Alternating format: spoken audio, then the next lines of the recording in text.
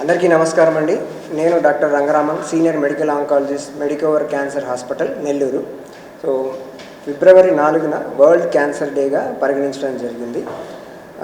ఇది యుఐసిసి ద్వారా international organisation వాళ్ళు 2000 ఇయర్లో ఫిబ్రవరి 4న క్యాన్సర్ అనేది భవిష్యత్తులో చాలా ప్రమాదకరంగా తయారవుతుందని చెప్పేసి, ఆ క్యాన్సర్పై ప్రజలకి అవగాహన ఉంటేనే మనం క్యాన్సర్తో పోరాడేదానికి వీలు పడుతుందని చెప్పేసి 2000 ఇయర్లో మనకి వరల్డ్ క్యాన్సర్ డేగా పరిగణించడం జరిగి, ప్రతి సంవత్సరం ప్రపంచం అంతటా పలు ఆర్గనైజేషన్స్ మనకి సొసైటీలో క్యాన్సర్ అవేర్నెస్ ప్రోగ్రామ్స్ చేయడం వల్ల ఈ గత 26 ఇయర్స్లో అభివృద్ధి చెందిన దేశాల్లో ఈ క్యాన్సర్ డేని పురస్కరించుకొని ఎన్నో కార్యక్రమాలు చేపట్టడం వల్ల 2000 ఇయర్తో పోలిస్తే ఇప్పుడు కరెంట్ 2026కి వాళ్ళు క్యాన్సర్తో మరణించే సంఖ్యని గణనీయంగా తగ్గించుకోవడం జరిగింది.